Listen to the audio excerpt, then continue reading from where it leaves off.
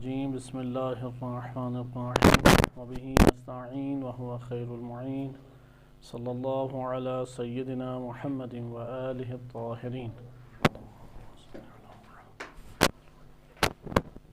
آپ کی خدمت میں الکافی سے اخلاق کے موضوع پہ وارد ہونے والے ابواب اور ان میں موجود احادیث کی شرح بیان کی جا رہی تھی۔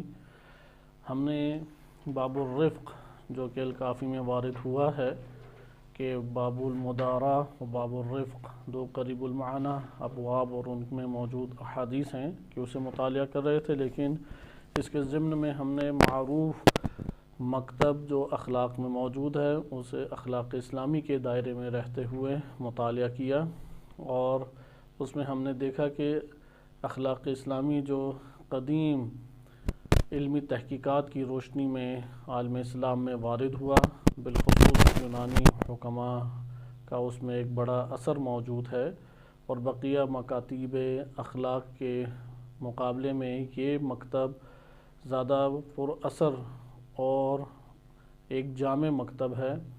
اس میں 4 بنیادی علم اخلاق کی بنیادی طور پہ پیش کی گئیں۔ ان میں سے پہلی بنیاد ہمارے سامنے آئی کہ وہ حکمت ہے، دوسری ہم نے شجاعت مطالعہ کی، تیسری عفت، اور چوتھی عدالت ہے۔ عدالت کو ہم تیزی کے ساتھ دیکھتے ہیں اور انشاءاللہ العزیز اس کے بعد ہم منتقل ہو جائیں گے باب الرفق کے اوپر، کہ آج انشاءاللہ کوشش ہوگی کہ باب الرفق کو مطالعہ کر سکیں۔ عدالت میں پہلا ہے صداقت۔ صداقت سے مراد یہ ہے کہ انسان کا ایسی سچی محبت ہونا کہ وہ اپنے دوست یا صدیق کے تمام اسباب کا اہتمام اس کی بدولت کرے۔ یعنی بعض اوقات محبت ایسی ہوتی ہے کہ فقط اس میں اظہار ہے لیکن عطا کچھ نہیں ہے، لیکن ایک دفعہ محبت ایسی ہوتی ہے کہ اس میں وہ اپنے دوست کو، اپنے صدیق کو، اس کے تمام جتنی اس کی ضروریات ہیں اس کا خیال رکھتے ہوئے اس کے لیے اس چیز کا اہتمام کر کے دیتا ہے۔ صداقت چونکہ صدق سے ہے اور صدیق بھی صدق سے ہے، اس لیے ان دونوں کا باہمی تعلق ہے۔ اگر کوئی کسی کے ساتھ حقیقی معنی میں صداقت کا مظاہرہ کرے تو اس سے صدیق جنم لیتا ہے، دوست پیدا ہوتا ہے۔ دوست ہم مزاج انسان کو یا باہمی چند امور میں زندگی میں باہمی طور پہ مل جانے کو دوست نہیں کہتے۔ وقت تو انسان کا گزرتا ہے معاشرے میں کئی افراد کے ساتھ، لیکن دوست انسان کے لیے ان بنیادوں کے اوپر جنم لیتا ہے کہ جو روایات اہل بیت علیہ السلام میں وارد ہوئے ہیں کہ دوستی ایک طولانی موضوع ہے روایات اہل بیت علیہ السلام کا، کہ کون فرد دوست ہو، کیا اس میں خوبیاں ہونی چاہیے، دوست کے کیا حقوق ہیں۔ انہی حقوق میں سے ایک یہ ہے کہ اس سے سچی وہ محبت کرتا ہو، اور جو بھی ایسے افعال ہیں جو اس دوست کے لیے انجام دینا اس کے لیے ممکن ہے ان میں قربانی کا اظہار کرتے ہوئے، یعنی اس کی بھی ضرورت ہے، دوست کی بھی ضرورت ہے، تو دوست کو اپنے اوپر مقدم رکھے۔ بہرحال صداقت مومنین کے درمیان، اخوت اور صداقت ان دو کے ربط کا خصوصی حکم ہے۔ انما المؤمنون اخوۃ، قرآن کریم کی آیت ہے کہ مومنین آپس میں بھائی ہیں، لہذا برادری کا ایک تعلق ہونا چاہیے، برادری کا ایک رشتہ ہونا چاہیے، اور درد اور تکلیف اور خوشی اور غمی کے اعتبار سے یہ احساس انسان کے وجود میں ایمان کی بدولت ابھرنا چاہیے۔ دوسرا دوستی کے معیارات ہیں۔ بعض اوقات دنیاوی امور دوستی کا سبب بنتے ہیں، انسان جس شعبے سے تعلق رکھتا ہے اس کی اساس پہ دوستیاں ہو جاتی ہیں۔ بعض اوقات دوستیاں مزاج مل جانے کی وجہ سے ہوتی ہیں، تنہائیاں دور کرنے کے لیے دوستیاں ہوتی ہیں۔ یہ ہمارے معاشرے میں عمومی طور پہ دوستیاں اسی عنوان سے پائی جاتی ہیں۔ لیکن ایک دوستی ہوتی ہے راہ الہی میں دوستی، چونکہ وہ آپ کے ایمان میں اور راہ الہی میں جو قدم آپ اٹھا رہے ہیں اس میں آپ کے شریک ہے۔ یہ دوستی حقیقی دوستی، اس کو روایات اہل بیت علیہ السلام نے بہت سراہا ہے، اور اس کے لیے یہ حق بنتا ہے کہ اس کو مقدم اپنے وجود پہ رکھے۔ بس اس کی علامت یہ ہے کہ آپ جو راہ الہی میں ایک نیکی انجام دے رہے ہیں، ایک کام انجام دے رہے ہیں، اس میں ہمراہ آپ کے ہو۔ مثلا جیسے تبلیغات میں کوئی شخص ہمراہ ہوتا ہے، یا اسی طریقے سے تعلیم کے سفر میں کوئی ہمراہ بن جاتا ہے، دینی محافل میں یا دینی امور کی انجام دہی میں کوئی ہمراہ بن جاتا ہے، اور پھر آہستہ آہستہ اس کے ساتھ قربت کا ایک احساس پیدا ہونے لگ جاتا ہے۔ یہ دوستیاں راہ الہی میں دوستیاں کہلاتی ہیں۔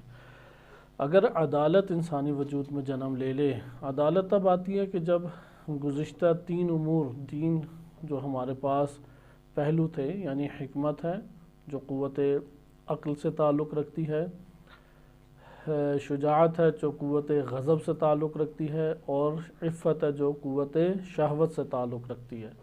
اگر ان تین قوتوں کو اعتدال میں انسان اختیار کرتا ہے تو اس صورت میں انسان قوت عدالت سے پھر وابستہ ہو جاتا ہے، اور عدالت تک پہنچے تو پھر صداقت جنم لیتی ہے۔ نمبر 2، الفت۔ الفت ویسے تو اردو میں بھی یہ لفظ محبت کے معنی میں استعمال ہوتا ہے، یہاں پہ مراد ان کی یہ ہے کہ زندگی کی تدبیر کرنے کے اعتبار سے، یا انسان جو مختلف افکار نظریات رکھتا ہے اس میں باہمی طور پہ متفق ہو، یعنی اتفاق الآراء والاعتقادات، آرائے فکری میں اور اعتقادات میں اتفاق ہو، وتحدث عن التواصل، اور آپس میں جو ان کے درمیان ہے ایک تعلق قائم ہو جائے۔ فَيَنْعَقِدَ مَعَهَا التَّضَافُرُ عَلَى تدبیر العیش، اور زندگی کی تدبیر کرنے میں اس کی وجہ سے پھر باہمی طور پہ کئی امور جنم لیتے ہیں جو الفت سے تعبیر کیا جاتا ہے۔ اس کے بعد آ جاتا ہے صلۃ الرحم، کہ دنیاوی زندگی میں انسان اپنے قریبی رشتہ دار یعنی رحم کی بنیاد پہ، یعنی ماں باپ کی بنیاد پہ جو رشتے بنتے ہیں ان رشتہ داروں کے ساتھ اچھائی اور نیکی کا سلوک کرے، خیر کا سلوک کرے، یہ صلہ رحم ہے۔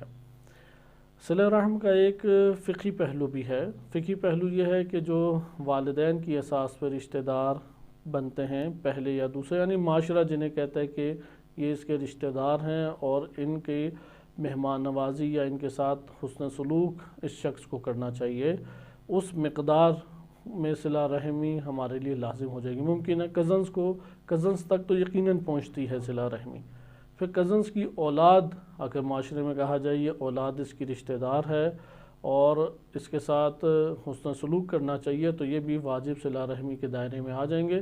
واجب صلہ رحمی یہ ہے کہ ان کی خوشی اور غمی میں انسان خبر رکھنے کی حد تک بھی شریک ہو جائے تو صلہ رحمی ادا ہو جاتی ہے، اور جب وہ مشکل میں ہوں تو مشکل میں کسی بھی طریقے سے ان کی مدد کی جائے، بے شک انڈائریکٹ طریقے سے کی جائے کہ خود سامنے نہ آئے، تو یہ صلہ رحمی کی ادائیگی کہلاتی ہے۔ واجب صلہ رحمی یہی ہے کہ خبر رکھنے کی حد تک، اور اگر مشکلات میں ان کی آپ کچھ مدد کر سکتے ہیں تو وہ مدد کریں۔ صلہ رحمی اس طور پہ ادا ہوگی۔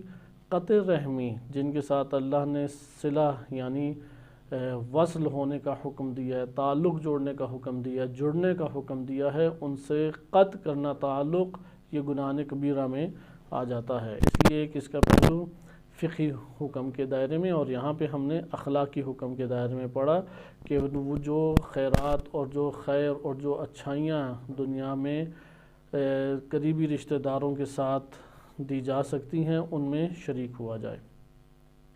اس کے بعد اگلا آ جاتا ہے مکافات۔ مکافات جو ہے یہ فَهِيَ مُقَابِلَةُ الْإِحْسَانِ بِمِثْلِهِ، کہ جس نے آپ کے ساتھ نیکی کی ہے ویسی ہی نیکی اس کے ساتھ کریں۔ ویسے تو مکافات کہتے ہیں کہ اردو میں بھی یہ لفظ استعمال ہوتا ہے کہ جس نے آپ کے ساتھ برائی کی ہے وہ بھی اسی برے عمل کا سامنا کرے گا مکافات عمل کے نام سے، لیکن یہاں پہ حسن اخلاق کے عنوان سے مکافات کا تذکرہ ہے۔ اس سے مراد یہ ہے کہ جس نے آپ کے ساتھ نیکی کی ہے آپ اس کے مقابلے میں اسی کی طرح یا اس سے زیادہ نیکی کریں، جیسا کہ قرآن حکم دیا هل جزاء الاحسان الا الاحسان، کیا نیکی کا بدلہ نیکی سے بڑھ کر ہو سکتا ہے؟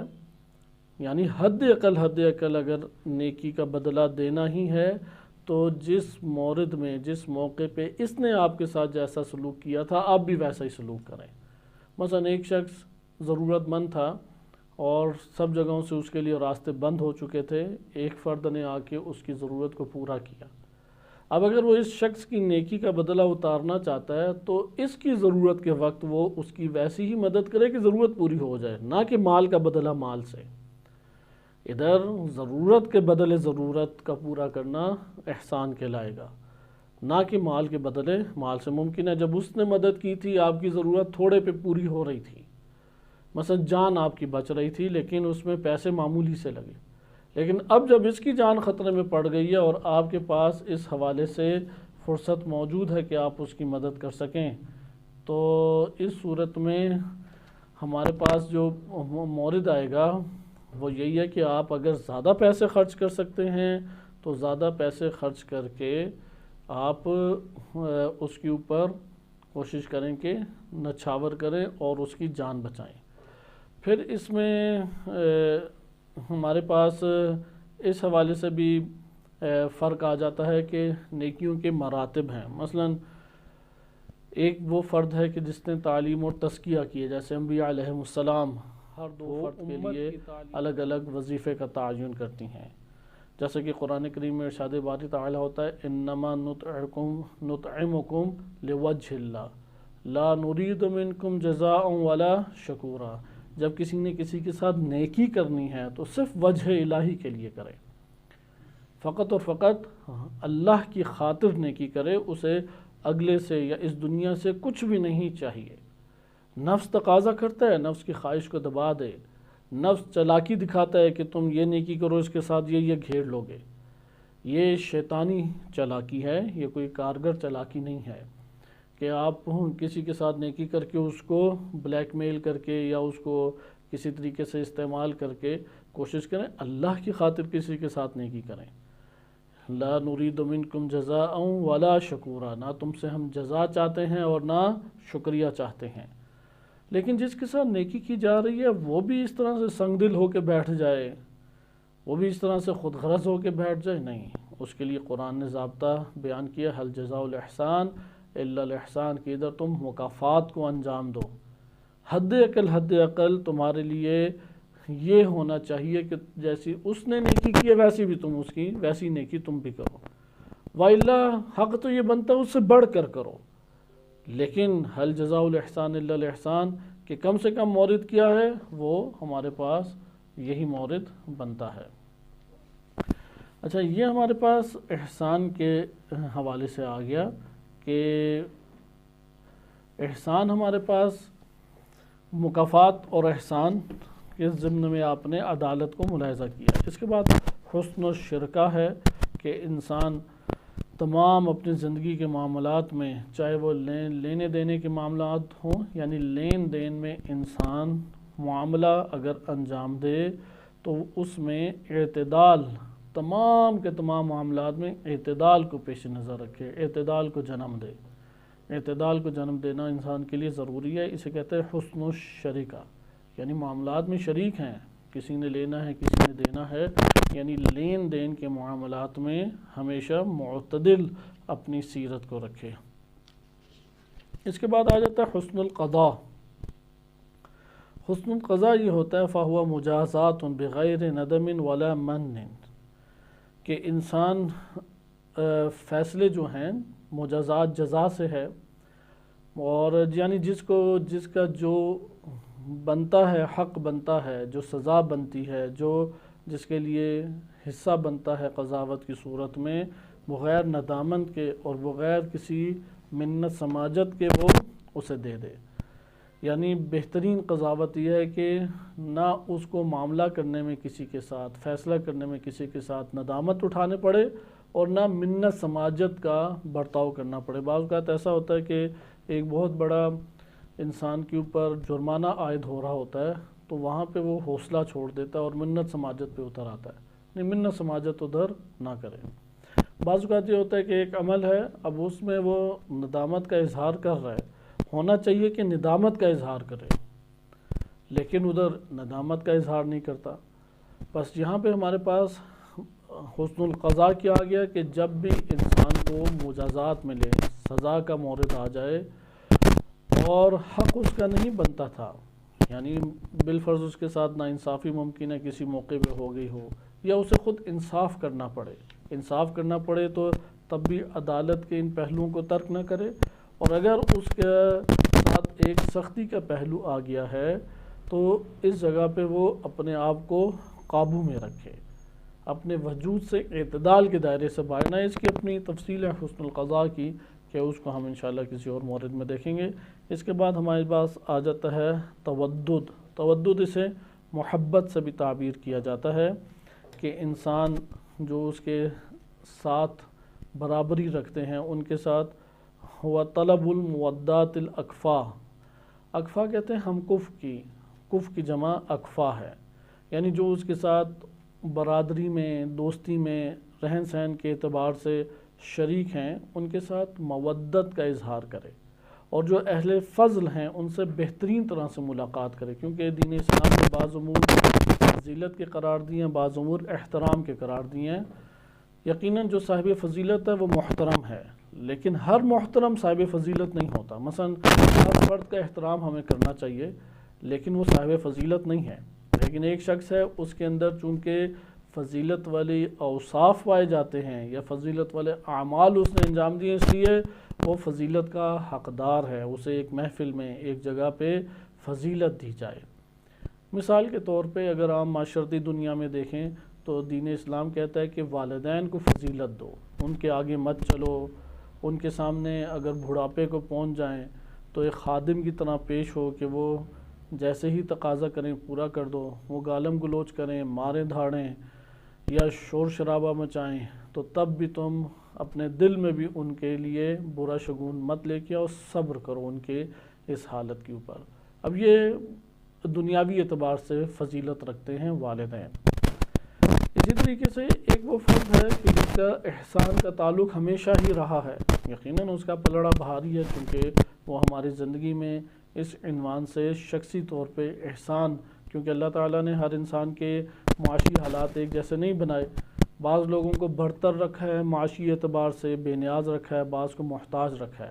اگرچہ بے نیاز ہونے کی وجہ سے وہ اللہ تعالیٰ کی بارگاہ میں صاحب فضیلت نہیں ہوتا، اور محتاج ہونے کی وجہ سے اللہ تعالیٰ کی نگاہ میں گرتا نہیں، کیونکہ تقویٰ معیار ہے۔ لیکن دنیاوی اعتبار سے دیکھیں تو جو دینے والا ہاتھ ہے وہ برتر ہاتھ شمار ہوتا ہے۔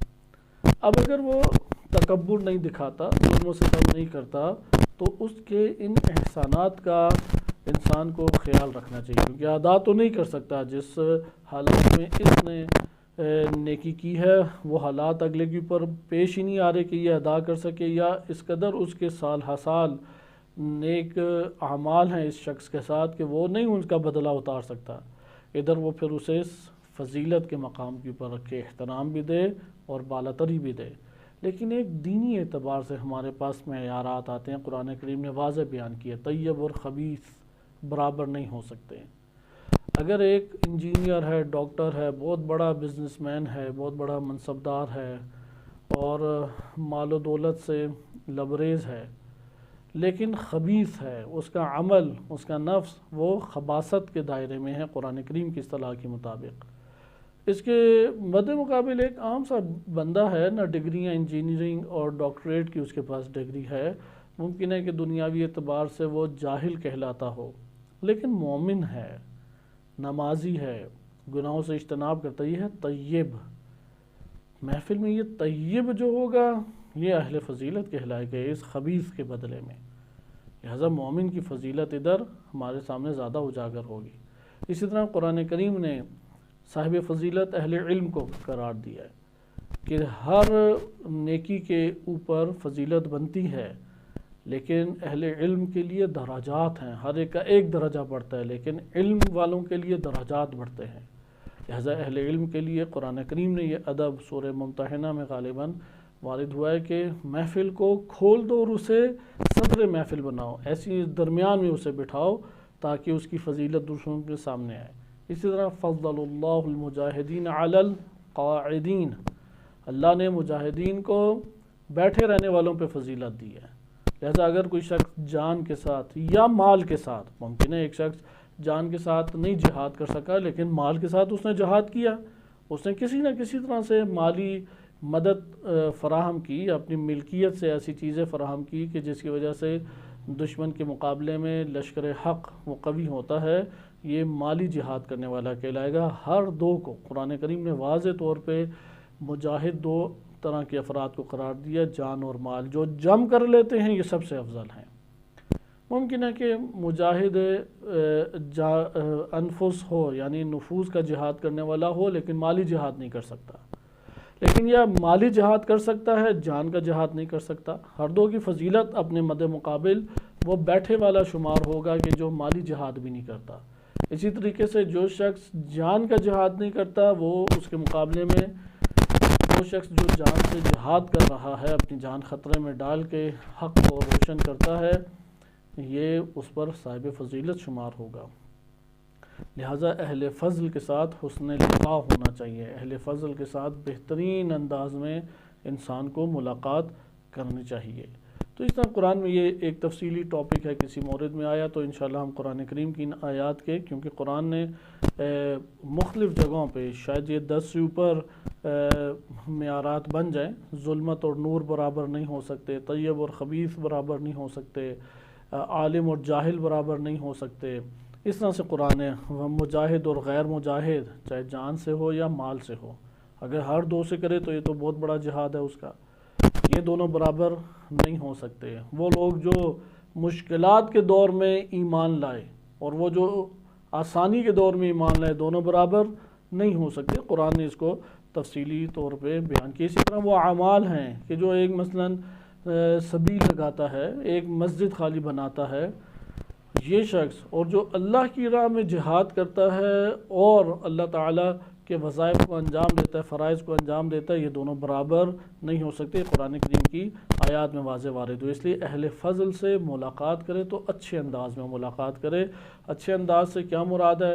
اہل فضل کو فضیلت معاشرے میں دے رہا ہو، محفل میں فضیلت دے رہا۔ اگر اہل فضل کو ہم لوگ فضیلت نہ دیں تو یہ اس کی بے احترامی بھی ہوگی، قرآنی معیارات کا توڑنا بھی ہوگا، خود یہ ممکن ہے گناہ شمار ہو، بعض سے انجام دینے چاہیے۔ یہ ہے تودد۔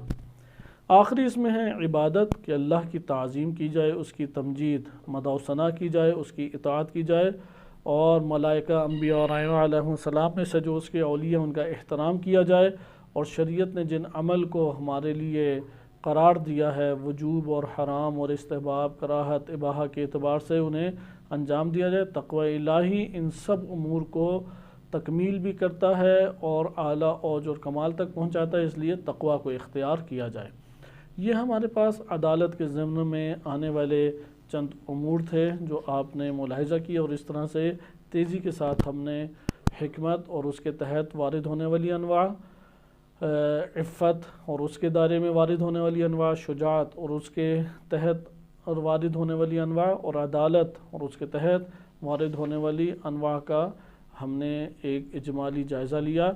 اس کے بعد ایک بحث رہ جاتی ہے، کیونکہ وسط میں رکھنا، اعتدال میں رکھنا، ہر چیز کو اعتدال میں رکھنا چونکہ وہ اخلاق ہے، لہذا جتنی انواع ہیں ان سب کو ایک وسط ہے، اور ایک افراطی کہ اس کی صورت ہے اور ایک تفریطی اس کی صورت ہے۔ مثال کے طور پہ اگر ذکر کو یا ذکر کو لے لیا جائے تو یہ ہمیشہ نسیان اور حفظ کے درمیان، بھول جانے اور حفظ کرنے کے درمیان اگر اس کو رکھا جائے تو یہاں پہ یہ مثلا ذکر یا ذکر کے تذکر کہلاتا ہے۔ یا اسی طریقے سے انسان اگر خیالات کی دنیا میں نہ کھوئے، صورت سرعت فہم ہم نے حکمت کے ضمن میں پڑھا تھا، تو انہوں نے ذکر کیا کہ اگر انسان کو خیالات اچک کے نہ لے جائیں اور نہ ہی فہم میں بڑی سستی دکھائے، بلکہ درمیانی طور پہ نہ خیالات کا شکار ہو اور نہ سوچنے میں بہت آہستہ رفتار اپنی کر دے، تو یہ ہے سرعت فہم۔ صفائی ذہنی بھی اسی طریقے سے مراد ہے کہ انسان ظلمت کے درمیان اور اپنے اس صلاحیت ذہن کو استعمال کرنے میں، ختم کرنے کے درمیان میں اگر رہے، نہ وہ یہ روشنی بجھا دے اپنے ذہن کے اور نہ ہی اس میں وہ ظلمت کا، اندھیرے کا شکار ہو جائے، یعنی وہ برے اس سے پلان بنانے لگے، برے منصوبہ بندی کرنے لگ جائے یا بری سوچوں میں کا شکار ہو جائے۔ بہرحال اس طرح سے ہمارے پاس یہ بیان آتا ہے کہ تمام امور میں وسط میں اگر رکھیں تو عدالت ہے۔ آئیں اب ہم اپنے ان ابواب کی طرف منتقل ہو جاتے ہیں، اور ان ابواب میں جب ہم روایات اہل بیت علیہ السلام کو پڑھیں گے تو یہاں پہ اس تشریح میں جو تشریح آپ کی خدمت میں ذکر کی گئی ہے، ممکن ہے کہ مختلف ہمیں دقتیں خود کرنا پڑیں، کیونکہ ان کی تشریح کے دوران احادیث کی شرح عموماً ہمارے شارحین نے، علماء نے بیان کی ہے، اور جو ہمارے علماء اخلاق ہیں انہوں نے اس کو علاج کے طور پہ بہت سارے امور کو بیان کیا ہے۔ مثلا حلم کو اور رفق کو ہمارے علماء نے غضب کے ضمن میں بیان کیا کہ غضب کا علاج، تکبر کا، یعنی قوت غضب کی وجہ سے جو افراطی امراض آتے ہیں یا تفریطی امراض آتے ہیں، ان کا جب علاج علماء نے اخلاق نے بیان کیا تو ان ٹاپکس کو وہاں پہ چھیڑا گیا ہے۔ اس جہت سے ابھی تک بند حقیر کی نگاہ سے تحریر نہیں کوئی گزری کہ اس میں ان معیارات کو مد نظر رکھتے ہوئے اخلاق کے تمام امور سے جداگانہ طور پہ، یعنی شجاعت کی انواع کے ضمن میں رہتے ہوئے ان سے گفتگو طولانی کی گئی ہو، اور آیات و روایات سے ایک عمیق استنباط کرتے ہوئے، استدلالی گفتگو کرتے ہوئے اسے پیش کیا گیا ہو۔ یہ باب ابھی تک کھلا اور اس کی ضرورت انتہائی اس وقت حوزہ علمیہ میں موجود بھی ہے، جیسے رہبر معظم اور بزرگ علماء اس طرف بار بار توجہ دلاتے رہے ہیں۔ ہم اپنے طور پہ علماء و محدثین کے کلام سے اور علماء اخلاق کے بیانات سے استفادہ کرتے ہوئے ان احادیث کی انشاءاللہ تعالی شرح کو ملاحظہ کرتے ہیں۔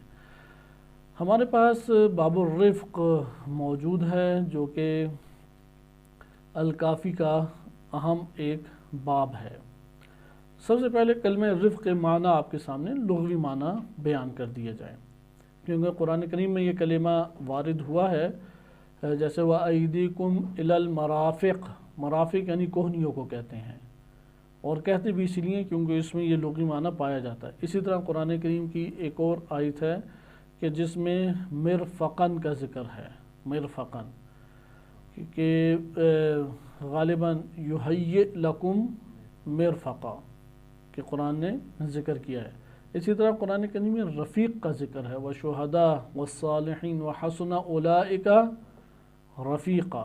اسی طرح قرآن کریم میں مرتفقہ کا بھی ذکر ہے، نعم الثواب وحسنت مرتفقہ، یا بئس الشراب وساءت مرتفقہ، یا وَيُحَيِّ لَكُم مِّنْ أَمْرِكُم مِّرْفَقًا۔ پہلے آیت صحیح طریقے سے نہیں پڑھی گئی کہ غالباً یہ اصحاب کہف کو خطاب ہے کہ يَنشُرْ لَكُمْ رَبُّكُم مِّن رَحْمَتِهِ وَيُحَيِّئْ لَكُم مِّنْ أَمْرِكُم مِّرْفَقًا۔ تو یہ قرآن کریم میں آپ نے دیکھا کہ ایک کلمہ مرافق آیا، فَاغْسِلُوا وُجُوهَكُمْ وَأَيْدِيكُمْ إِلَى الْمَرَافِقِ۔ دوسری دفعہ ہمارے پاس یہ کلمہ آیا ہے مرفقہ کے ساتھ، وَيُحَيِّئْ لَكُم مِّنْ أَمْرِكُم مِّرْفَقًا، اور تیسرا ہمارے پاس آیا ہے بئس الشراب وساءت مرتفقہ، اور مرتفقہ دوسری دفعہ نعم الثواب وحسنت مرتفقہ کے ارتفاق کے عنوان سے یہ آیا ہے، یعنی رفق اختیار کرنا۔ اور چوتھا کلمہ ہمارے پاس رفیق کے عنوان سے، وَالشُّهَدَاءَ وَالصَّالِحِينَ وَحَسُنَ أُولَئِكَ رفیقا۔ رفیق کلمہ قرآن میں وارد ہوا اور اللہ سبحانہ وتعالیٰ کے اسماء میں سے بھی ہے، کیونکہ معتبر حدیث یا سنی دونوں کتب میں وارد ہوئی ہے کہ اللہ سبحانہ وتعالیٰ رفیق ہے، وَيُحِبُّ الرِّفْقَ، اور رفق کو محبوب جانتا ہے۔ آئے ہم اس کے لغوی معنی دیکھتے ہیں اور پھر اس باب میں انشاءاللہ العزیز داخل ہوں گے۔ دو تین لغات سے پہلے آپ کی خدمت میں ذکر کیا جاتا ہے، کیونکہ یہ مسئلہ یقتلو سے آتا ہے، یعنی رفقہ یرفقو رفقاً۔ رفقاً کیا ہے؟ یہ مصدر ہے اس کا، یہ ہے خلاف العنف یا عنف، یعنی سختی کے مد مقابل ہے، سختی کے۔ اسی لیے رفقہ ایک مترادف لایا جاتا ہے اخرق یا خرق، الخرق، خیر را قاف، خیر را قاف کاملاً مترادف نہیں ہے، کیونکہ عربی زبان میں اس مسئلے میں شدید اختلاف اہل لغت میں پایا جاتا ہے کہ آیا کوئی کلمہ مترادف بھی ہے یا نہیں۔ علی تحقیق کوئی کلمہ مترادف نہیں ہے، ہر کلمے کی اپنے خصوصیات ہیں، اگرچہ اس میں نقطہ مشترک کو مد نظر رکھتے ہوئے آپ بیان کر دیتے ہیں۔ جیسے یہاں پہ عنف کہتے ہیں سختی کو، یا عنف کہتے ہیں سختی کو۔ اب اس سختی کو مد نظر رکھتے ہوئے اب خرق کو دیکھیں تو خرق کا مطلب بھی یہی ہوتا ہے، عنف یعنی ضد الرفق بیان کیا گیا ہے۔ لیکن اگر آپ خرق کو دیکھیں تو خرق کہتے ہیں چیرنے کو، پھاڑنے کو، سوراخ کرنے کو۔ اب اس میں سختی کا پہلو پایا جاتا ہے، شدت کا پہلو پایا جاتا ہے۔ اس سختی اور شدت کے پہلو کی وجہ سے عنف اور خرق کو ایک ہی معنی دے دیا جاتا ہے۔ بہرحال رفق کیا ہے؟ ضد ہے کس کی؟ عنف کی، سخت گیری کی، سختی کا مد مقابل صاحب مصباح المنیر میں اس طریقے سے وارد ہوا ہے۔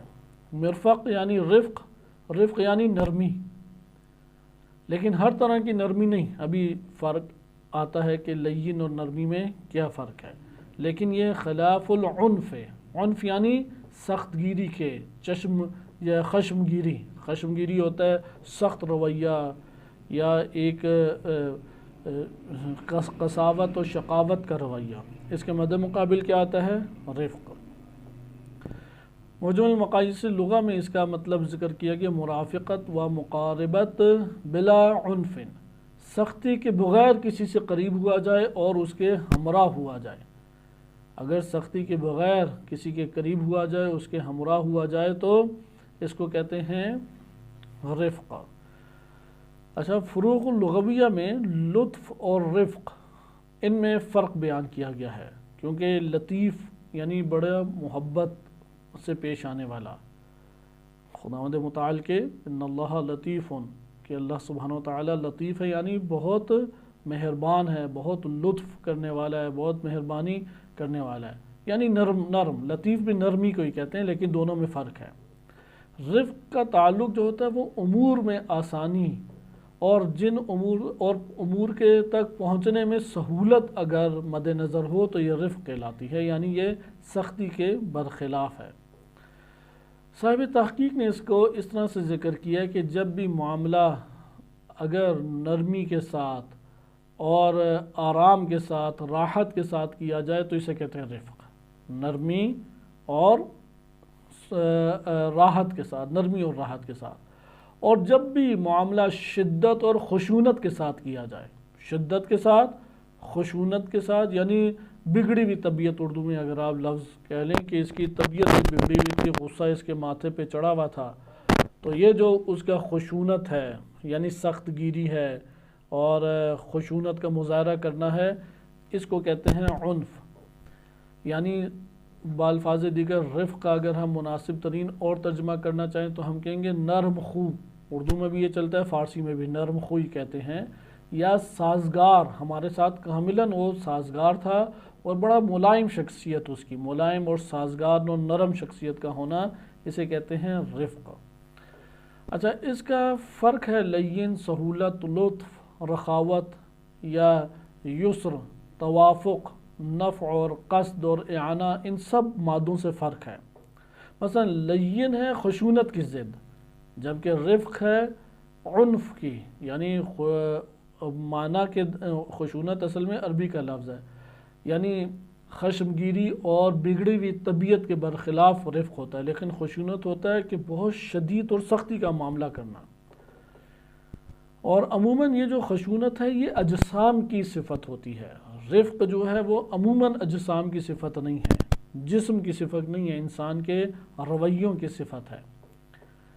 اور لین جو ہوتا ہے یہ اخلاقیات میں شمار ہوتا ہے۔ اسی طرح رفق کیا ہے غیر اجسام میں زیادہ استعمال ہوتا ہے، اس لیے آپ یہ نہیں کہہ سکتے ھذا الجسم الرفیق، صحیح ہے، ھذا الجسم رفیق، یہ جسم بڑا نرم اور ملائم اور بڑا میرے لیے آرام دہ تھا، بلکہ آپ یہ کہیں گے کہ ھذا الجسم لین، یہ میرے لیے بڑا نرم تھا۔ لین اجسام کے لیے، لین کلمہ بھی اخلاقیات میں آتا ہے، لیکن لین مادیات کے لیے بھی استعمال ہوتا ہے، مادی اجسام کے لیے بھی اور غیر مادی اجسام کے لیے بھی، لیکن رفق کیا ہے صرف غیر اجسام کے لیے استعمال کیا جاتا ہے۔ قرآن کریم کے کلمات میں بھی یہ معنی ہمارے پاس پایا جاتا ہے، وَحَسُنَ أُولَئِكَ رَفِيقًا، کہ شہداء اور صالحین یہ لوگ بہترین آپس میں ایک دوسرے کے لیے نرمی اور راحت کا باعث ہیں۔ ہر وہ جگہ جہاں پہ دو رہنے والے یا آپس میں رہنے والے ایک دوسرے کے لیے راحت کا اور ایک دوسرے کے لیے سازگار ماحول کا باعث بنے، یہ رفیق کہلائیں گے۔ اردو میں رفیق دوست کے معنی میں ہوتا ہے، لیکن ہر دوست رفیق نہیں ہوتا، ہر ساتھ رہنے والا دوست ہی نہیں ہوتا، کیونکہ دوست کلمہ ہمارے ہاں اردو میں ساتھ اٹھنے بیٹھنے والے کے لیے استعمال ہوتا ہے، اسے کہتے ہیں مصاحب۔ ساتھ اٹھنے بیٹھنے والے کو عربی زبان میں کہتے ہیں مصاحب، لیکن دوست وہ خاص معنی میں ہے، کیونکہ اس کے دوست کے حقوق ہیں، باقاعدہ قریبی معنی میں آ جاتا ہے۔ یہاں پہ آپ نے دیکھا کہ رفیق کا معنی کیوں استعمال کیا گیا؟ رفیق وہ ہوتا ہے کسی بھی جگہ پہ راحت اور نرمی، نرمی کے بغیر راحت نہیں آتی، جب تک اس کی بعض چیزوں کو معاف نہ کرے اگلے کی، اس کی بعض اذیتوں کو برداشت نہ کرے، گلے شکوے اس کے ساتھ نہ کرے۔ ہمارے ہاں ایک عام رواج ہے کہ دو دوست ہوں تو ایک دوسرے پہ گلے شکوے کو قینچی دوستی کے درمیان قرار دیا گیا ہے۔ جہاں گلے شکوے ہوتے ہیں وہاں دوستی جنم نہیں لے پاتی، آہستہ آہستہ یہ گلے شکوے توڑ دیتی ہے دوستی۔ جہاں پہ حساب کتاب ہو کہ تم نے اتنی دفعہ میرے ساتھ نیکی کی، میں نے اتنی دفعہ نیکی کی، یہاں پہ دوستی جنم نہیں لے گی۔ لہذا اولئک رفیقہ میں آپ نے اس پہلو کو ملاحظہ کیا۔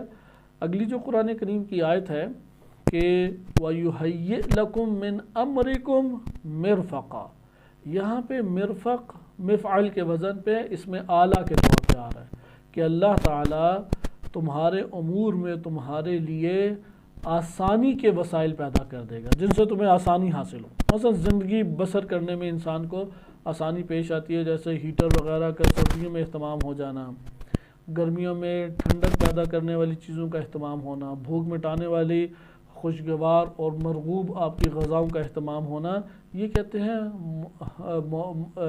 مرفقاً، یعنی بھرپور زندگی، کہ زندگی کے نرمی کے وسائل اس کے پاس موجود ہیں۔ اس طرح قرآن کریم میں مرافق آیا ہے۔ مرافق کہتے ہیں کوہنیوں کو۔ کوہنی کو کیوں مرافق کہتے ہیں؟ کیونکہ اس کے ذریعے سے انسان اٹھنے بیٹھنے میں اور ٹیک لگانے میں آسانی محسوس کرتا ہے۔ آپ اس کا تجربہ خود کر سکتے ہیں کہ اپنے کونی کو اٹھا کے اٹھیں بیٹھیں تو پھر کہیں گے کہ ہاں یہ حتماً مرفق ہے، کہ اس سے جو نرمی اور آسانی مجھے محسوس ہوتی ہے اٹھنے بیٹھنے میں یا بھاگنے اور چلنے میں، وہ یہ نہ ہو تو بہت زحمت اور تکلیف میرے لیے موجود ہے۔ تو مرافق بھی اسی لیے کہتے ہیں کہ یہ انسان کے مختلف اعمال کو انجام دینے میں کوہنی انسان کے لیے کیا ہے؟ انتہائی آسانی اور نرم زندگی کا باعث بنتی ہے۔ یہ قرآن کریم کے کلمات تھے، اور انہی کلمات میں ایک مرتفقہ کلمہ بھی ہے کہ جو باب افتعال سے ہے، یعنی رفق کو اختیار کرنا۔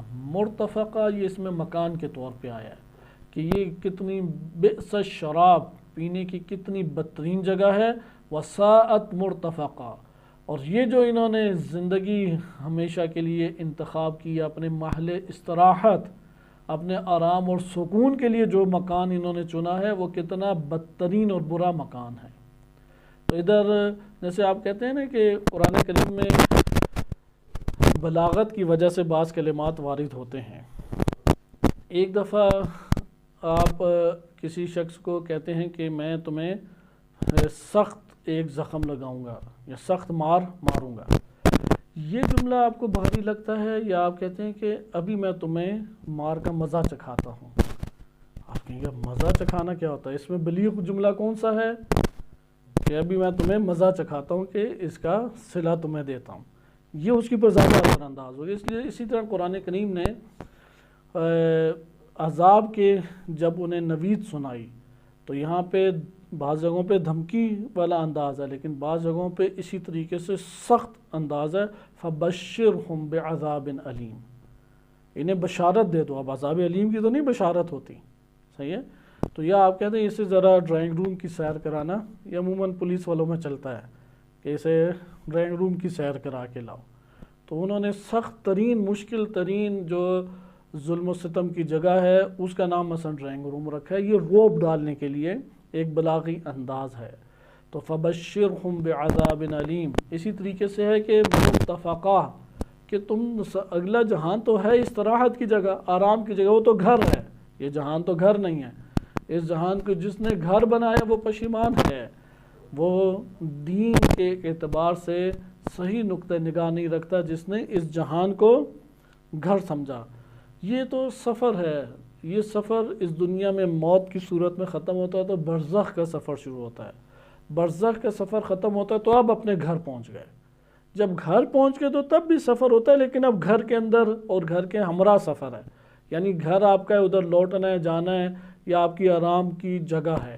اس لیے قرآن کریم ادھر بیان فرماتا ہے کہ مرتفقہ، کہ تم لوگوں نے جو جگہ چنی ہے اپنے آرام اور استراحت کے لیے، کہ یہ تمہاری استراحت کی جگہ کیسی ہے کہ انتہائی ساعت مرتفقہ، کہ انتہائی بری یہ استراحت کی جگہ، یعنی جہاں پہ نہ روشنی ہے، نہ لائٹ ہے، نہ سردی کو بھگانے کے لیے بجلی ہے، نہ گرمی لانے کے لیے سردیوں میں ٹھنڈ میں مثلا ہیٹر وغیرہ یا گیس کی سہولت موجود ہے، تو یہ کون سی تم نے جگہ چنی ہے؟ یہ جہنم ان کے لیے بدترین جگہ ہے۔ اسی طرح یہ کلمہ مثبت معنی میں بھی استعمال ہوا ہے، نعمت ثواب و حسنت مرتفقہ، کہ کتنا بہترین یہ ثواب ہے اور کتنی بہترین یہ رہنے کی آرام دہ اور بہترین جگہ ہے۔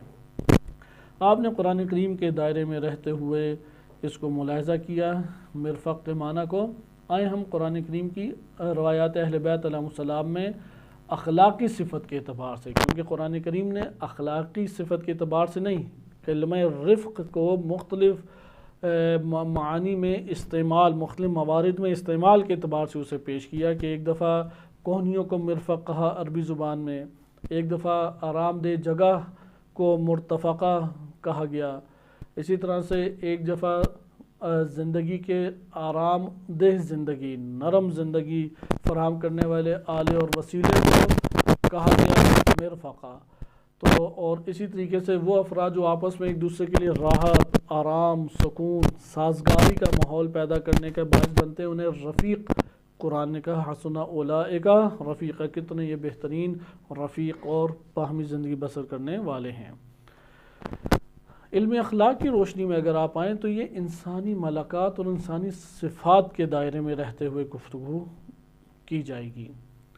لہذا ائمہ اہل بیت علیہ السلام نے انسانی وصف کے اختیار کرنے کے اعتبار سے رفق کو بیان کیا، اور علماء اخلاق نے اس کی تشریح بھی کی ہے، یعنی بالفاظ دیگر انسان کو اپنے روحانی طور پہ، اپنے معنوی طور پہ، روح کے اعتبار سے صفت رفق اختیار کرنی چاہیے۔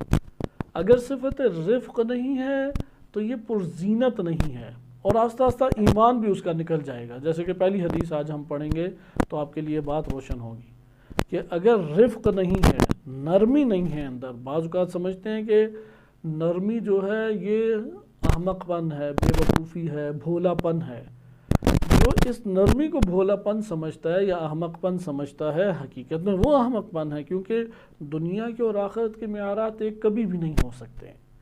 دنیا کے سب معیارات فریب اور دھوکے پر مشتمل ہیں، سب کے سب دھوکے اور فریب سے عبارت ہے، کیونکہ دنیا کی زینت دکھائیں گے، دنیا کا مفاد آپ کو دکھائیں گے، دنیا کی لذت اور شہوت دکھائیں گے، اور ہم جانتے ہیں کہ یہ جو منظر یا سینری یا یہ جو خوبصورت ہمارے پاس مشاہدہ نظر آ رہا ہے، یہ غائب ہو جانے والا ہے، یہ صرف آنکھوں کے سامنے روشن ہو کے پھر ہمیشہ کے لیے معدوم ہو جانے والا ہے۔ اس کے پیچھے کوئی حقیقت نہیں، اس کی حقیقت فنا ہے، اس کی حقیقت آباد نہیں ہے، بقا نہیں ہے، فنا اس کی حقیقت ہے۔ پھر یہ اپنے جلوے دکھا کے پوری توجہ انسان کی طرف لے کے جاتی ہے، اور اس کے بعد انسان کو تلخیوں میں، ویرانیوں میں، تنہائیوں میں چھوڑ دیتی ہے۔ اس لیے دنیا کے جتنے بھی معیارات ہمارے سامنے آتے ہیں وہ فریب ہیں، وہ دھوکہ ہیں، اور آخرت کے جتنے بھی معیارات ہیں وہ عقل مندی ہے، وہ زیرک ہے۔ اس لیے یہ جملہ بعض جگہوں پہ وارد ہوا ہے کہ دنیا کا احمق آخرت کا زیرک اور عقل مند ترین انسان ہے، اور آخرت کا احمق اور نادان دنیا کا زیرک اور عقل مند ترین انسان ہے۔ مثلا دنیا کہتی ہے پیسہ بچاؤ، آخرت کہتی ہے پیسہ لگاؤ۔ دنیا کہتی ہے پیٹ بھر کے کھاؤ، آخرت کہتی ہے اللہ کی خاطر روزہ رکھ کے پیٹ کو تکلیف میں مبتلا کرو۔ دنیا کہتی ہے بہترین نیند سو، لیکن آخرت کیا کہتی ہے کہ اپنی نیند کو اجاڑو، نماز شب پڑھو، زحمت اور مشقت اٹھاؤ۔ دنیا کہتی ہے اپنے بدن اور آرام کو استراحت میں ڈالو، آخرت کہتی ہے کہ یہ مشقت اور تکلیف میں اللہ کی خاطر ڈالو، والذین جاہدوا فینا، جنہوں نے اپنے وجود کی پوری کوشش لگا دی، پوری طاقت کو کہتے ہیں جہد، جسے اردو میں جد و جہد بھی کہتے ہیں، جہد لفظ ہے اصل میں، لیکن وہ ملانے کے لیے اصل جد و جہد تھا، لیکن جد و جہد اردو میں یہ لفظ استعمال ہو گیا دونوں کافیوں کو ملانے کے لیے۔ جد کہتے ہیں سنجیدگی اور جہد کہتے ہیں جتنی توان ہے وہ سب کی سب لگا دی۔ اگر ایک عمل میں پوری کوشش اور توان نہیں لگتی وہ جہاد نہیں ہے۔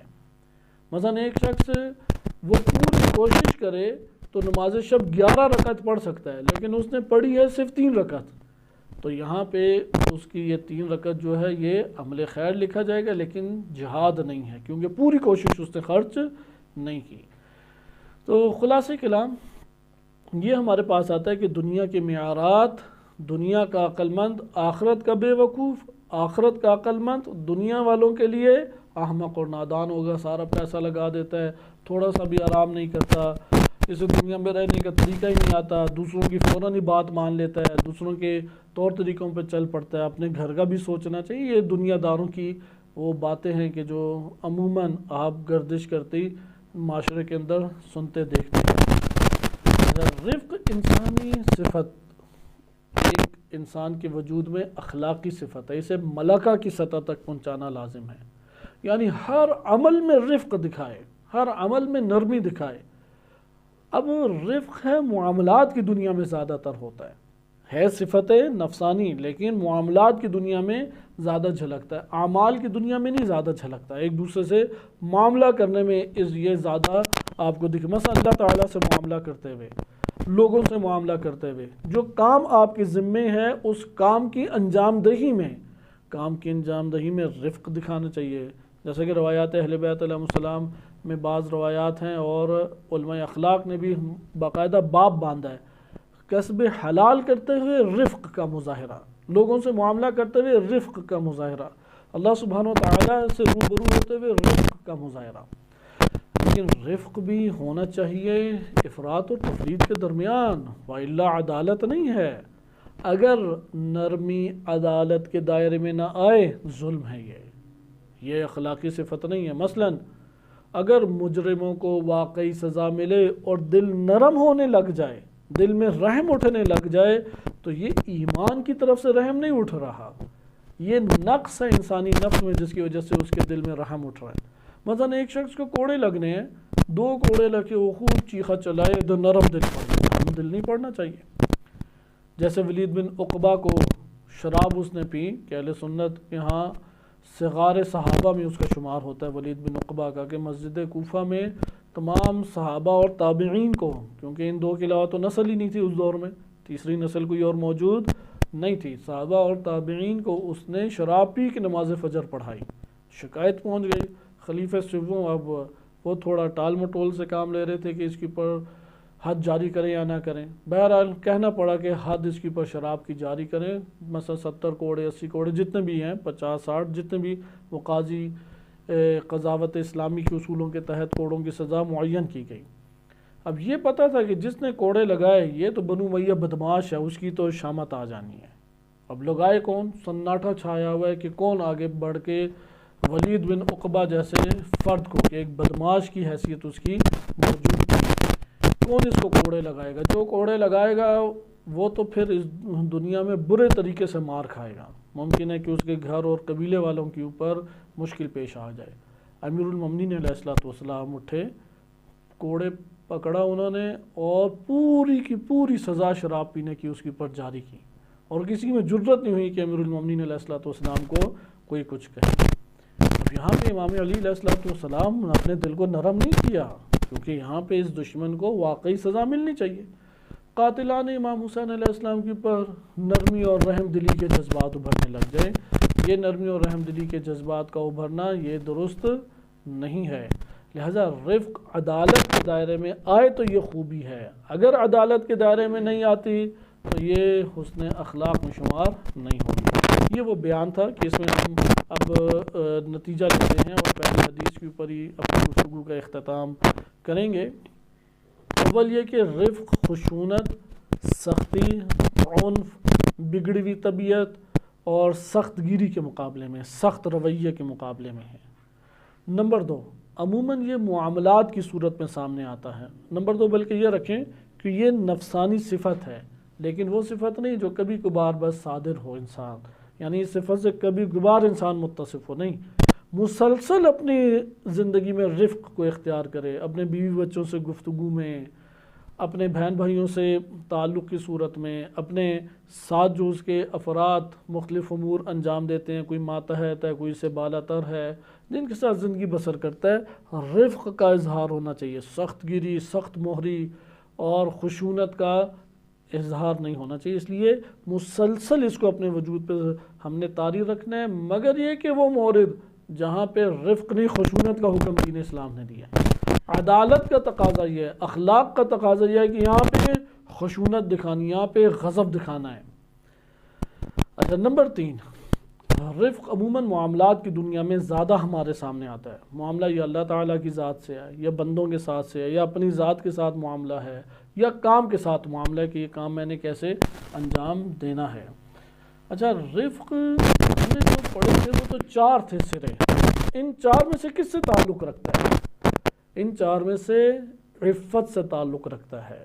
رفق یعنی قوت شہوت سے تعلق رکھتا ہے۔ رفق میں انسان نے اپنی قوت شہوت کو اعتدال میں رکھنا ہوگا۔ اگر قوت شہوت اعتدال کے دائرے سے، یعنی نرمی کا جو رویہ ہے وہ قوت شہوت سے سازگار ہے، اس کی وجہ کیا ہے؟ کیونکہ شہوات نرمی ہی کی صورت میں اپنے لیے لذت بخش ترین ایک ماحول کو فراہم کرتی ہیں۔ لہٰذا یہ عفت کے ذہن میں ہمارے پاس آنے والی ایک نوع ہے، نہ کہ غضب کے مرحلے میں آنے والی ہمارے پاس نوع کہلائے گی۔ البتہ یہاں پہ ایک بڑے خوبصورت جوڑ جوڑا گیا ہے کہ حلم کا جو وزیر ہے وہ رفق ہے، بلکہ کہنا چاہیے کہ الحلم وزیر الرفق ہے، یہ معذرت کلمات ہیں۔ رفق کا جو وزیر ہے وہ حلم ہے، یعنی حلم وہ غضب کے دائرے سے ہمارے سامنے صفت آتی ہے، لیکن رفق کیا ہے وہ شہوت کے دائرے سے ہمارے سامنے صفت آتی ہے۔ ان دو کو انشاءاللہ تعالیٰ اگلے درس میں ہم تفصیل سے دیکھیں گے، لیکن آئیں ہم اسے ابھی روایات اہل بیت علیہ السلام کی روشنی میں دیکھتے ہیں کہ پہلی حدیث پہلے بھی ذکر ہوئی آپ کی خدمت میں کہ امام باقر علیہ السلام فرماتے ہیں ان کل شیء قفلاً، ہر چیز کا ایک تالا ہے۔ تالے کی 2 طرح سے تشبیہ دی گئی ہے۔ ایک دفعہ تالا بیان کرتا ہے کہ اس تالے کو جب تک نہیں کھولو گے اندر نہیں داخل ہو سکتے، ضروری ہے کہ چابی لے کے آؤ۔ اس لیے بعض روایات میں آیا کہ مفتاح ہیں، چابیاں ہیں اس کے دروازے کو کھولنے کے لیے، دروازہ کھول دو پھر اندر خزانہ موجود ہے۔ مثلا سب برائیاں ایک جگہ رکھی ہوئی ہیں اور تالا لگا ہوا ہے، تو اس تالے کی یعنی یہ تالا کھلے گا کس سے کہ آپ ایک ایسا عمل انجام دیں جس سے وہ برائیوں کا دروازہ کھل جائے اور پھر ساری کی ساری برائیاں آپ کے ساتھ وابستہ ہو جائیں گی۔ اس برائی کا نام ہے الکذب، جھوٹ۔ جھوٹ جو ہے وہ مفتاح ہے تمام کی تمام برائیوں کا۔ یا اسی طریقے سے حب الدنیا تمام کے تمام خطاؤں کا ایک چابی ہے۔ اچھائیاں بھی اسی طریقے سے ذکر ہیں، لیکن یہاں پہ ایک اور طرح سے تالے کو بیان کیا جا رہا ہے، اور وہ یہ ہے کہ چیزوں کو اپنے دائرے سے باہر فرار کرنے یا نکلنے سے بچانے کے لیے بھی کیا ہم استعمال کرتے ہیں؟ تالا۔ تالا اس لیے لگاتے ہیں کہ چیز باہر نہ آ جائے، جیسے بیگ کو تالا لگاتے ہیں کہ کپڑے یا جو ہم نے چیزیں سنبھالی ہیں وہ باہر نہ آ جائیں۔ اب ایک شخص نے اپنی زحمت اور محنت زندگانی سے ایمان کی بہت سارے اوصاف اور ایمان کی بہت ساری خصلتیں، خصائل اپنے نفس میں سنبھالی ہوئی تھیں، اس نے رکھی ہوئی ہیں۔ ہر وقت ڈر لگا رہتا ہے کوئی نہ کوئی آ کے اسے اچک کے نہ لے جائے، مثلا خیال آ کے اچک کے نہ لے جائے، وہم آ کے اچک کے نہ لے جائے، غضب آ کے تصرف کر کے میری ساری چیزوں کو برباد نہ کر دے جو میں نے ایمانی صفات اور ایمانی خصلت اور ایمانی نورانیت کو میں نے اپنے نفس میں محفوظ رکھا ہے۔ تو یہاں پہ کہا جائے گا پھر اسے تالا لگا کے رکھو، تالا لگا کے رکھو گے اور چابی تمہارے پاس ہوگی، تو اب غضب آئے، اب شہوت آئے، اب خیال آئے، وہم آئے، اب نہیں اس تالے سے کوئی اندر، جب تک چابی نہیں ہوگی تو کیسے کھلے گا؟ لہذا تالا لگاؤ، ایمان کو محفوظ کر لو۔ تو امام فرماتے ہیں ہر شے کا اس طرح سے تالا حفاظت کرنے کے لیے، ہر شے کی حفاظت کرنے کے لیے تالا ہے۔ وَقُفْلُ الْإِيمَانِ الرِّفْقُ، ایمان کا تالا ہے رفق، جس کی شخصیت میں نرمی نہیں ہے، جس کی شخصیت میں اچھے انداز میں یا مدارات کے ساتھ یا نرم انداز کے ساتھ معاملہ کرنے کی صلاحیت نہیں ہے، اس کا ایمان محفوظ نہیں رہے گا، وہ رفتہ رفتہ سب ایمانی خصلتوں کو کھو دے گا، یعنی غضب اور شہوت آ کے اس کے تمام ایمان کو اس کے پاس سے رخصت کر دیں گے۔ اس لیے ضروری ہے کہ رفق کا وہ وہاں پہ تالا لگا کے رکھیں۔ اگلی حدیث اسی سند سے ہے، حدیث نمبر 2 دیکھیں، من قسم لہ الرفق قسم لہ الایمان، جسے رفق اللہ تعالیٰ عطا کر دے اللہ تعالیٰ اسے ایمان عطا کر دیتا ہے، کیونکہ رفق آ گیا تو تالا لگ جائے گا، اب جو ایمان ڈالے گا وہ کیا رہے گا؟ محفوظ رہے گا۔ غضب اصل میں آگ لگا دیتا ہے، اس لیے جو علماء اخلاق ہیں انہوں نے رفق کے موضوع کو ذکر کیا ہے، اسی غضب کو کی قوت غضبیہ کو قابو کرنے کے لیے رفق اور مدارات کو ذکر کیا ہے۔ یہ غضب ہے کہ جب انسانی نفس کو جلانا شروع کرتا ہے، تو رفق ہے کہ جو اس جگہ پہ غضب کی آگ کو ختم کرتا ہے یا غضب کی آگ کو آگے بڑھنے نہیں دیتا، ایمان کو پہنچنے دیتا۔ اس لیے نرمی کا سلوک کرے۔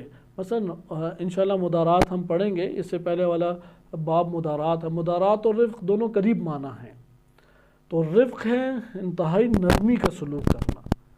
اب اگلا اذیت دے رہا ہے، اگلا جو ہے وہ پریشان کر رہا ہے، اگلا ممکن ہے کہ ایک حد تک توہین کر رہا ہے اور نفس جو ہے وہ اس سے ایک تکلیف کا احساس کرتا ہے، لیکن وہ یہاں پہ رفق کا مظاہرہ کرے۔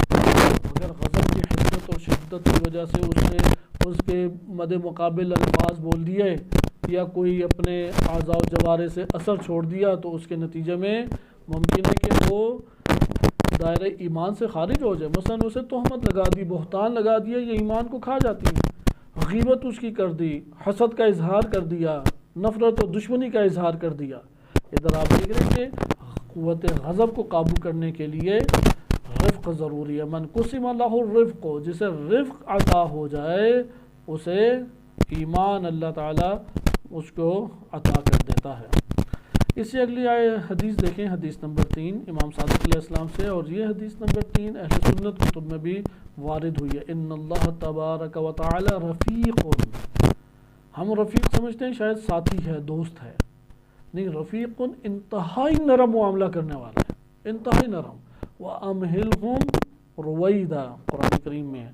یہ جو امہال ہے، مہلت دینا، اردو میں مہلت عربی سے آیا ہے، مہلت دینا یہ بھی رفق کا نتیجہ ہے۔ اللہ تعالیٰ نرمی کر رہا ہے، لیکن مجرموں پہ اللہ کی نرمی یہ مکر الہی ہے، یہ مکر الہی ہے تاکہ اور عذاب کا شکار ہوں اور پستیوں میں گر جائیں۔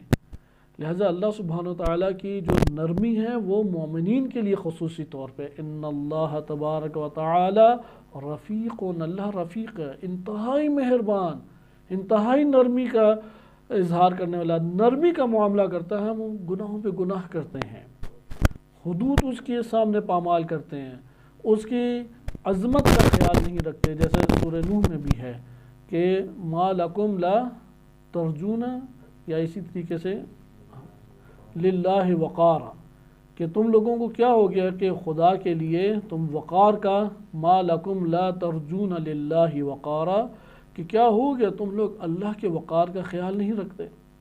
تو اس جگہ آپ نے ملاحظہ کیا کہ خداوند متعال اس کے وقار اور عظمت کا خیال نہ رکھا جائے، حدود پامال کیے جائیں، اس کے باوجود کیا ہے خداوند متعال نرمی کا انسان کے ساتھ معاملہ فرماتا ہے۔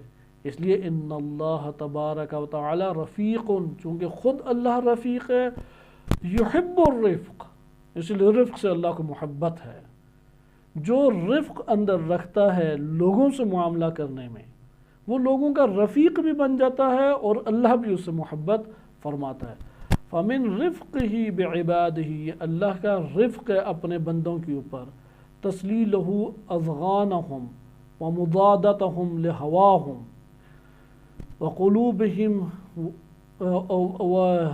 ومضادتہم لہواہم وقلوبہم، کہ خداوند متعال ان کے جو ہوائے نفس کا شکار ہوتے ہیں، ان کے دل جو اغوا ہو جاتے ہیں، اسی طریقے سے یہ لوگ اللہ سبحانہ وتعالیٰ کے ساتھ ایک نوع دشمنی کا سلوک کرنا شروع کر دیتے ہیں۔ زغن کہتے ہیں کہ حقد کا ہونا، دشمنی کا ہونا، دل کے اندر دشمنی کا مادہ ہونا، کہ وہ جب دشمنی کا مادہ بندگان خدا اللہ تعالیٰ سے مول لیتے ہیں تب بھی اللہ تعالیٰ ان کے اوپر نرم ہے۔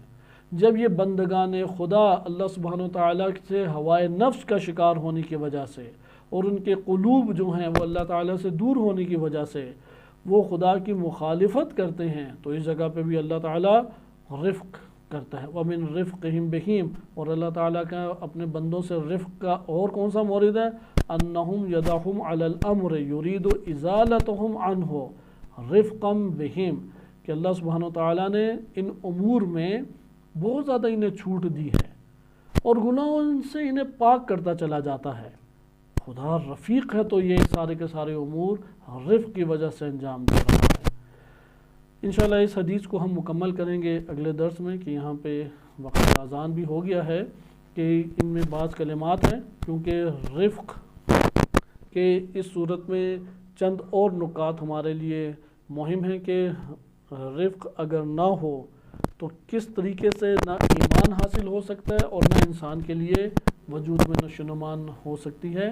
ان میں سے یہ جو بعض پہلو ہیں اس کو اگلے درس میں آپ کی خدمت میں بیان کیا جائے گا، کہ خداوند متعال کی بارگاہ میں انقیاد، سر تسلیم خم ہونا، اطاعت ہونا، اللہ تعالیٰ کے بارگاہ میں عبادت کے اعتبار سے اپنے آپ کو حاضر رکھنا، یہ سارے کے سارے رفق کی صفت کے اوپر موقوف ہیں۔ وصلی اللہ علی سیدنا محمد وآلہ الطاہرین۔